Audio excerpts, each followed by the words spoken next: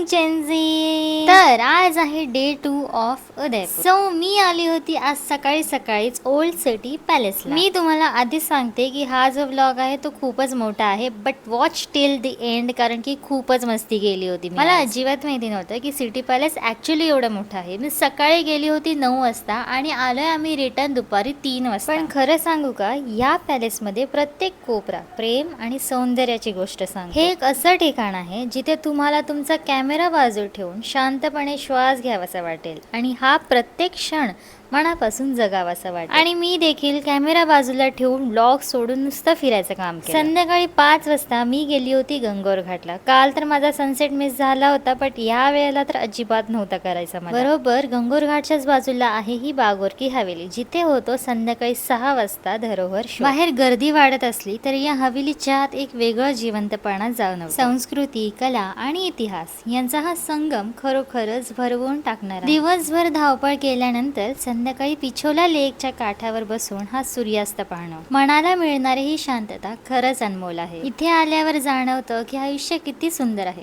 फक्त ते अनुभवायला थोडा वेळ हवा. आता बागोरच्या हवेलीमध्ये बरोबर 7 वाजता हा धरोहर शो असतो आणि मला हा शो बघायची मनापासून खूपच जास्त इच्छा होती. आजच्या डिजिटल जगात आपली माती आणि आपली परंपरा किती समृद्ध आहे याची जाणीव हा शो करून देतो. चेहऱ्यावरचं हास्य आणि कलेप्रती असलेली निष्ठा पाहून मन भरून येतं. इथले कलाकार जेव्हा डोक्यावर एकावर 1 ते 10 हंडे ठेवून डान्स करतात तेव्हा श्वास रोखून धरावा लागतो. आज मला खरंच वाटलं की माझं उदयपूरला येणं ऍक्च्युअली वर्थ इट होतं. जसा धरोहर शो संपला त्याच्यानंतरच मी गेली होती जगदीश मंदिरात. तिथे पाया पडली, कीर्तन ऐकलं आणि त्याच्यानंतर हॉटेलवर आले. Thank you so much for watching. Bye.